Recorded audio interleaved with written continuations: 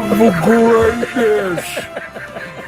Don't blame us for any side effects. You thrilled our fans throughout the postseason with a great performance. Gwynn and Chris are ready to go. And not a moment too soon. We got to get right to it. Very short show today with the Padres in Pittsburgh. Sam Levitt's pregame show scheduled in about 40 minutes. We welcome you into the finally Friday edition of Gwynn and Chris. Chris, hello. Tony Gwynn Jr. is in Pittsburgh with the Padres. Matt Scraby alongside here in the Odyssey Palace studios. Padres obviously beginning a 9-game road trip tonight in Pittsburgh, unless the weather gets in the way.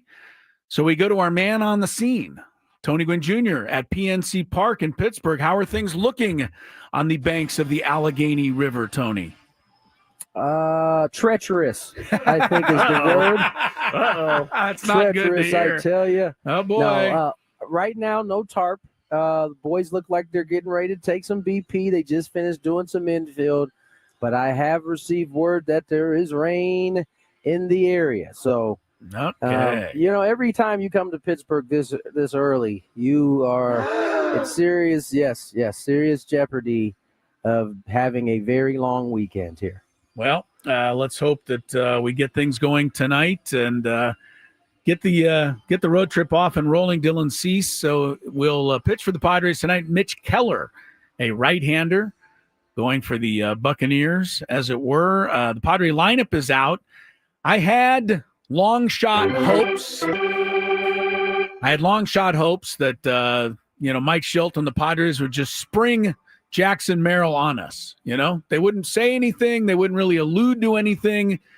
They would just show up in the lineup tonight. But alas, that is not the case, Tony. Jackson hopefully will be back soon, but not tonight. Tyler Wade, our guest on the program here in about 15 minutes, will be in center field as the Padres start this road trip. And, look, Jackson's on the trip, yes, which is a step up from the last. Oh, he's not on the trip right now. He's not here. Right he's now. not there. He's in Arizona. Yeah, I think he's in Arizona doing some rehab games. Okay, well then, he's not going to be in the lineup tonight or anytime. No, I don't know that we are. That's true. You can have the day where somebody just shows up. Somebody's going to break that news prior to it actually happening, and we're going to have a good shot of knowing then. I was hoping that like I said, Mike Schilt would pull a quick one on us and drop Jackson into the lineup. Not the case. They have made a change, though, at least according to Mike Schilt, in the pitching setup for the weekend. Dylan Cease indeed tonight.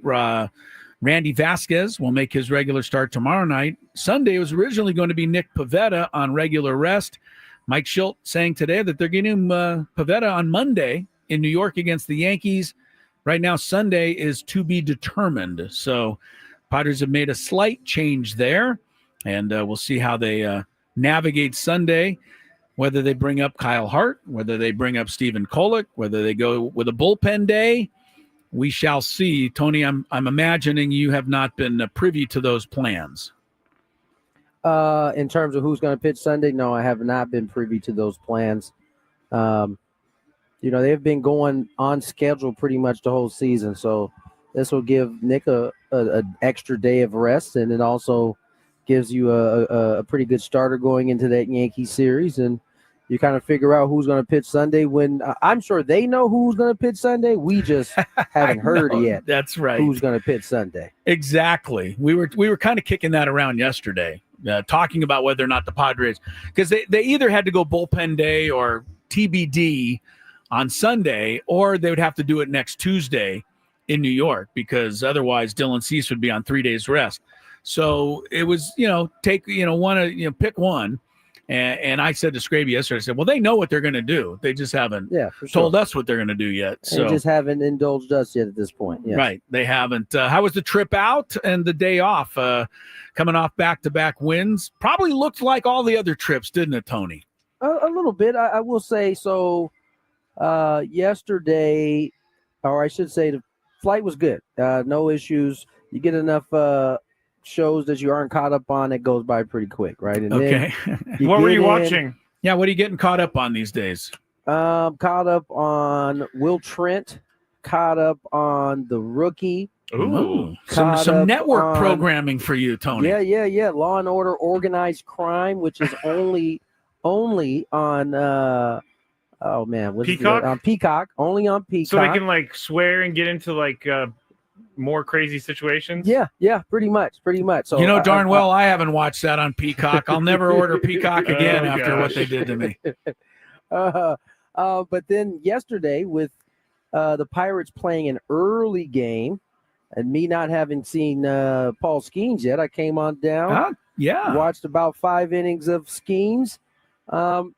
I mean, he was pretty impressive other than the 3 homers he gave up to the Cubs. Back to back, we might add. Yeah, they had not back to back. I think it was 1 to lead off, got 2 outs, and then back to back after that. Oh, I thought they were 3 in a row. Yeah. But nonetheless, the Cubs, I mean, they look like they looked against us. You know, good. They have a really good lineup in terms of executing what they do. And they got to Skeens and ended up knocking him out after the 5th. Yeah, there was a rarity. I think he only had 2 strikeouts, which was actually his all-time career low yesterday. But as we've seen already, the Cubs can hit for sure. It was interesting because he was throwing. He has just a plethora of pitches, which was impressive to see, and he got pretty good command. But the Cubs were not swinging at the splinter. They were. Excuse me. Come again, please. The splinter. Yes, the splitter sinker combo. Yes, he calls it a splinter. All right. So he wasn't. They weren't swinging at that, which was about like 92, 93. He was getting swings at his slider and his changeup, but he wasn't getting swings at the splinter. He wasn't getting swings at the sweeper, and they were hammering the heater, which was like 98. It wasn't like it was soft, but they were on it. So it was impressive to see the Cubs do it. You could totally see why he's going to be very, very good in this league for a long time. Tony, the Pirates, I don't know, it's probably not fair to compare anybody to the Rockies, but in a little way, they're kind of the East Coast version. I mean, they've had very little to no success the last, 25 years. Yeah. Probably since Barry Bonds was there and Jim Leland was managing. I think they snuck into the playoffs one year after an MVP season by Andrew McCutchen. But what is the feel in Pittsburgh? The Rockies here, we kind of just kick them around. The folks in Pittsburgh probably deserve a little better than this. This is a franchise that goes all the way back over 100 years. And, do you get the sense the fans, how do they feel there about this franchise, which is in last place again this year? I think they feel disrespected. Yeah, I do. I mean, you've seen videos of people carrying signs. So, I've seen one video of them basically harassing the owner as he was working his way through the park. No, I'm not joking. That happened earlier this year. And clearly they are upset. And quite frankly, they do deserve more. I mean, this isn't. Yes, they do. I know you kind of hit on it. There's a lot of actual baseball history with this organization. So it's different than the Rockies, who are, and not excusing anything from Mr. Dick Monfort, but I'm saying that organization came into play in the 90s. The Pirates have been around for a long time. Yeah, they started in the 1890s. So, right. They have history. So yeah, there should be they are doing these folks a disservice by how they continue to go out and handle their business. Listen, you're not going to be able to blame Paul Skeens when it's time to re-up, and he's like, nah, I'm good. I don't want to do that. I don't want to be in an organization that doesn't care about winning. You would almost think that's a guaranteed thing when Paul Skeens' time will be up. One last key thing about Pittsburgh is the Roberto Clemente sign back up in right field. It is indeed. Thank you. All right. No, I gotta bring it down a little bit because you would. Yeah. Is there anything being said out there in Pittsburgh about the fan who fell from the wall on Wednesday night? Is there anything being said? Yeah, I mean, what's the conversation like there? I mean, to be honest, I haven't been listening to the radio or anything, so I don't know exactly what the conversation is. But there's the gentleman is still in critical condition. Yeah. At this point. The Pirates released a long statement about it, kind of addressing the situation. I saw that last night or yesterday, actually, when I came to the ballpark. So yeah, man, we all just gotta hold out prayers for the gentleman that fell. Certainly a scary incident. And, I just speaking candidly, I don't know how that's the first time it's happened. It's not as though that railing there is super tall. Somebody, not paying attention could easily fall over that bad boy. Right. The wall is, by the way, is 21 feet tall, which is the number that Roberto Clemente wore. The railing along the wall is apparently 3 feet in height, which, according to this story here, does exceed the building code requirement of 26 inches, which would be a little over than 2 feet. So the railing exceeds requirements. Doesn't mean that the requirements won't be changed after this happened. I was just getting ready to say that. I'm not sitting here saying that they didn't do what they were supposed to do in terms of what's required. Yeah. Right. But if you go out there and you stand up, like I'm watching a kid right now stand up on that front row, right in right field, and that fence goes to him about his waist. So imagine that's an a kid. adult. Yeah, that's a right, kid. and that's a kid. And so, granted, they probably have. I have no doubt that they filled the requirements necessary to build it. But I think common sense would tell you that is not tall enough. 3 feet is not tall enough. Time to change it. The Pittsburgh Public Safety Department does say that, quote, the incident is being treated as accidental in nature. Seems like it was at this point. Yeah, I'm sure it was accidental. The question is what kind of condition was this fan in? He certainly before he fell. And he certainly doesn't deserve what happened to him. No. I'm not trying to make light of it, but I think that'll be part of the story. All right, Tony. Well, enjoy kicking off the road trip there in Pittsburgh. Enjoy the view, because as you tell us, you've got a very good view. You're 8 miles from the field, right? Probably could tap in with a few hawks as well.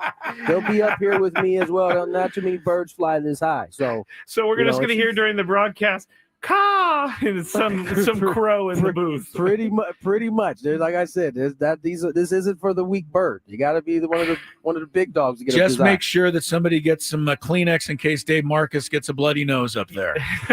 Last thing, well, he is lording us. I'll send you guys a picture of his tower right now, because he is. This is he probably won't admit it, but this is one of his favorites right here because of how much he's lording over us.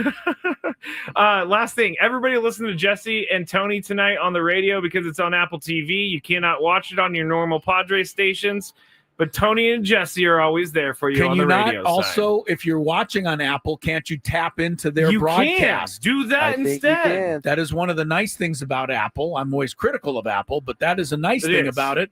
If you do have the Apple service, you can tap into Tony and Jesse while you're watching the game. So whether you're on the radio or whether you're watching Apple TV, you can hear our lovely voices. Tony just said, "Hey, look how big the wall is. You can't even see Dave's face." This is like the green monster of broadcasting booths. I'm gonna put this in the chat. This is hilarious. Thank you, Tony. All right, Tony. You're good catching welcome. up with you. We'll talk to you in New York on Monday. Yes, sir. All right, there he goes. Anthony Keith Gwynn Jr. And our Gwynn and Chris program is underway. As mentioned, Tyler Wade is our Friar Friday guest.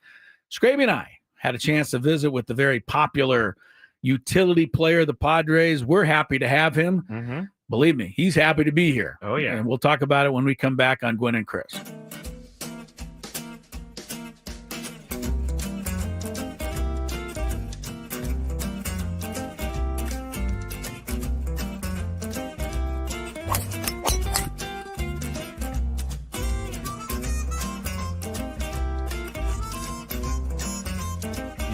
Things.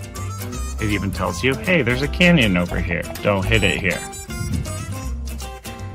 Scraby from about 45 feet.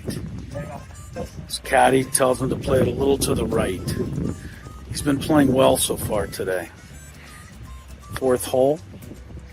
Nice smooth delivery. Hit it too hard.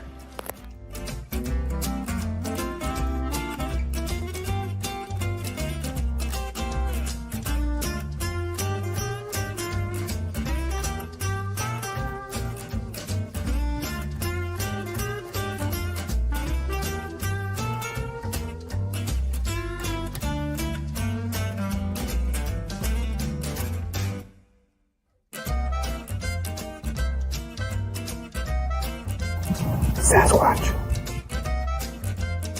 Chris says that he can't play golf, but this is the second birdie putt he's made for us. This time it was like 20 feet. Thank you very much, Greg. But once again, you're hitting some very nice shots as well. I'm not used to complimentary to you, but I can't help but be complimentary. Your shot making today. With my what? Your shot making. You hit some.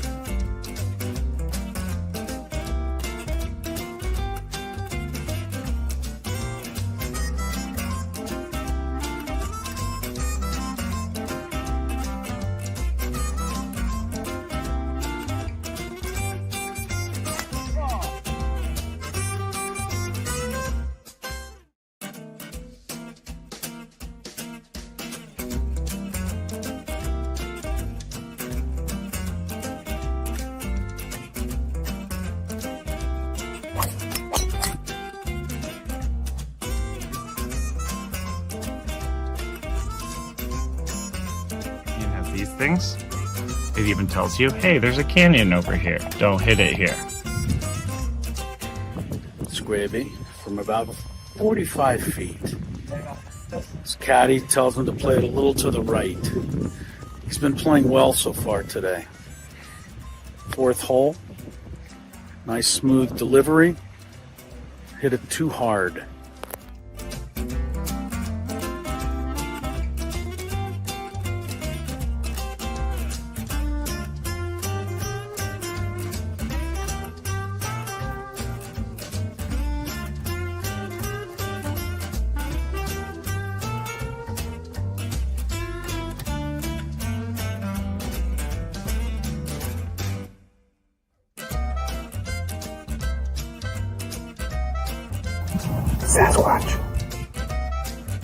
So Chris says that he can't play golf, but this is the second birdie putt he's made for us. This time it was like 20 feet. Thank you very much, Greg. But once again, you're hitting some very nice shots as well. I'm not used to complimentary to you, but I can't help but be complimentary. Your shot making today. With my what? Your shot making. You hit some.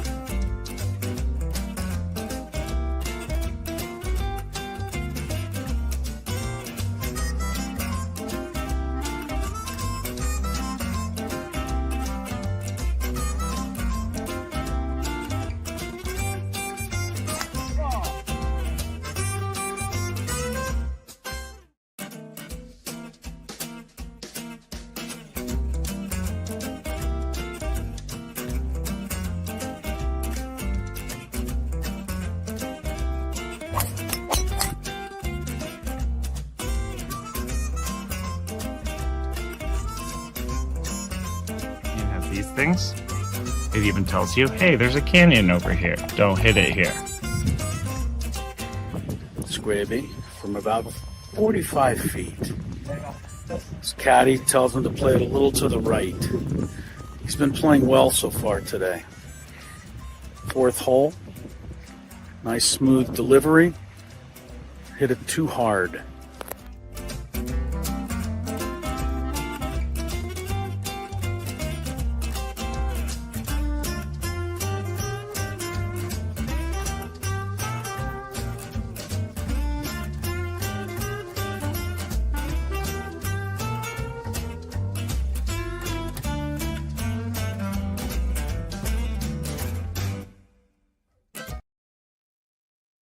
Competition. Our guys enjoy it. You know, you want to compete.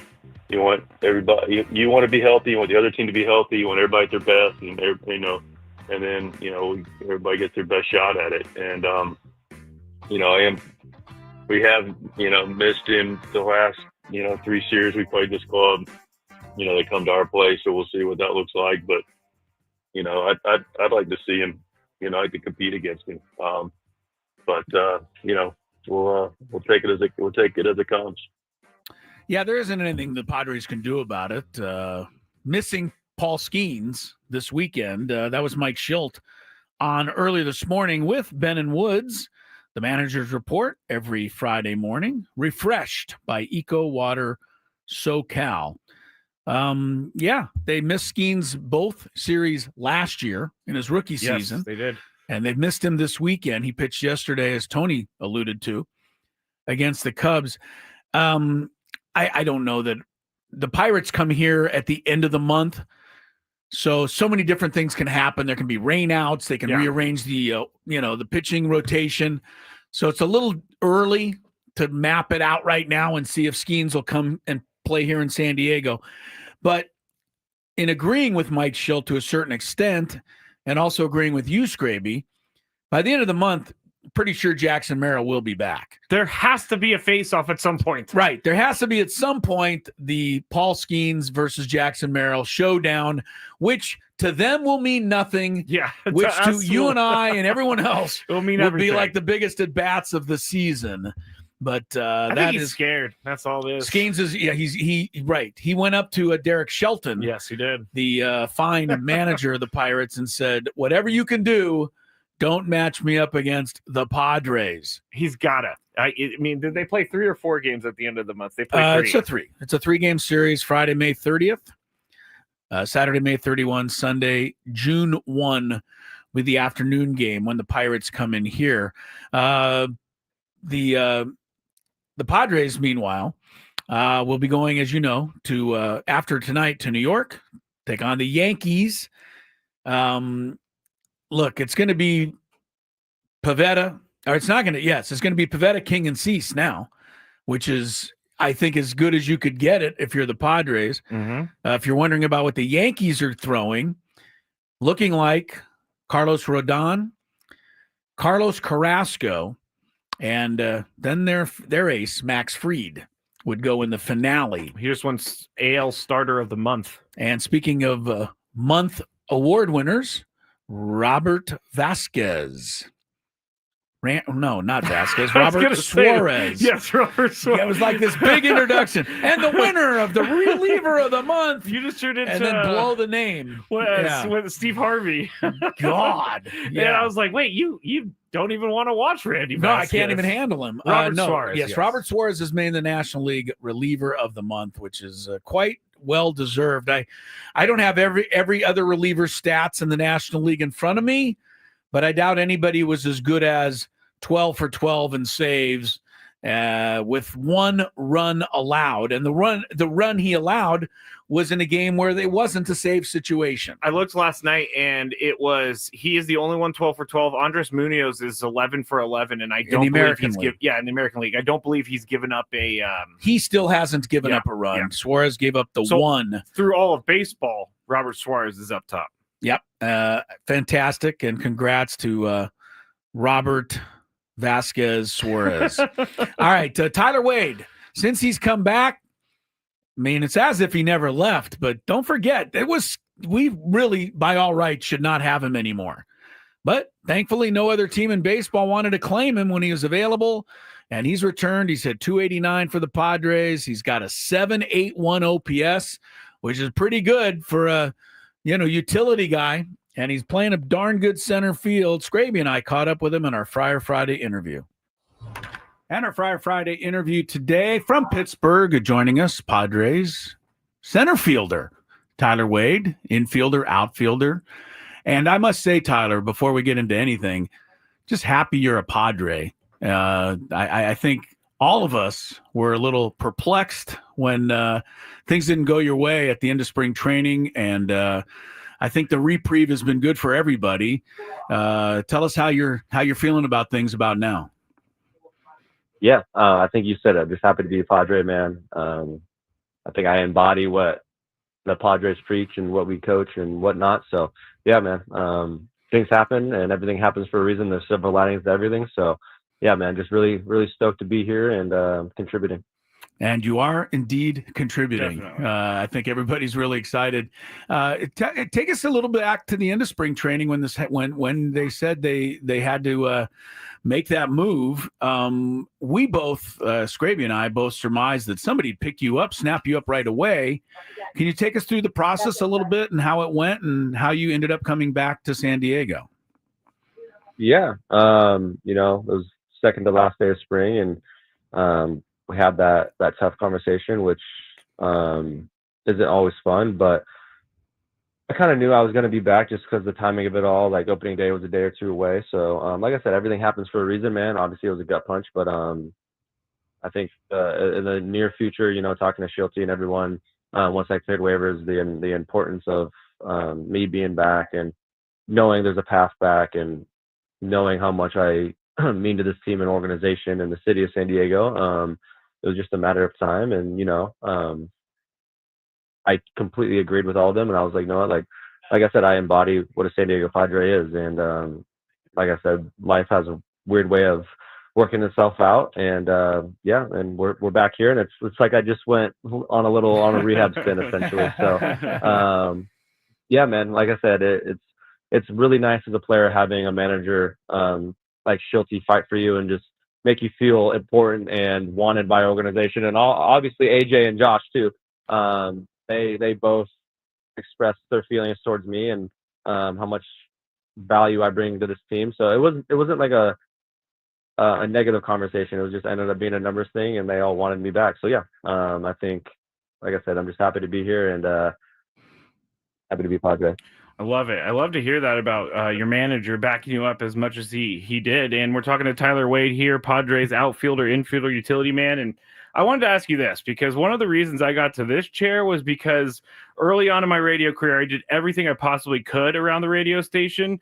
And someone told me really early on, do everything and volunteer for everything. That's how you move your way up. So I'm not trying to compare us or anything, but you play almost every single position. And that's not what major leaguers do. So did someone tell you early on that you needed to play all the positions, or how did that come about?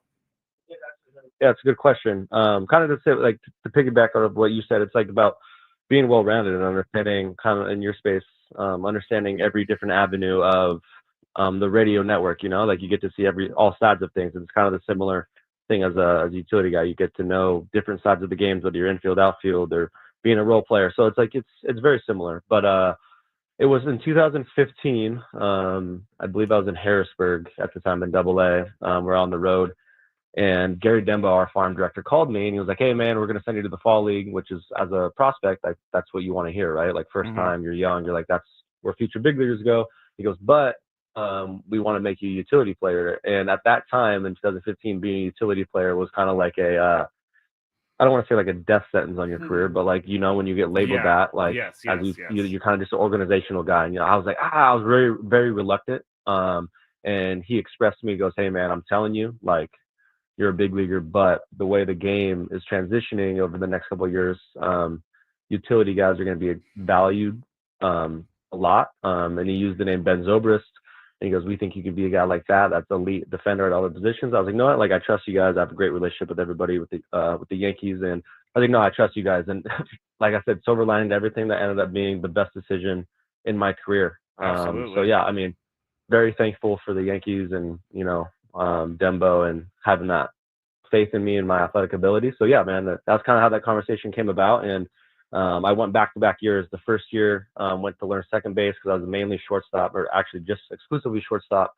And then 2015, after the year, went and learned second base. And then the following year, they're like, hey, you did really well doing that, transitioning. Like, now we want you to learn all three outfield positions. So I went the next year and played all three. So ended up being, like I said, one of the best things that happened to me. That's why I cheer for guys like Tyler Wade, because they work hard. They're like you. Yeah, they're like me. You. They're like me a little bit. Yeah. Hey, Tyler. Yeah, exactly. Right. If they're gonna compare you to Zobrist, though, now you have to win a World Series MVP. That would be great. No pressure. You know, he got. I can care less about the MVP as long as there's a ring attached to it, man. I don't care who wins MVP. Get me a ring for sure. And if the Padres get one, man, you're gonna go a long way towards helping them. How difficult is center field compared to all of them? I mean, you got to compare to every position. But I've always enjoyed it when I was growing up because you got a good view of everything. You know, it's all right in front of you there. What kind of things are you looking for, and what kind of tips have been given to you about being a good center fielder when you've had to fill in as you have lately? Yeah, you know, it's not new to me. So like I've spent a lot of time out there. So it's just about getting your reps in.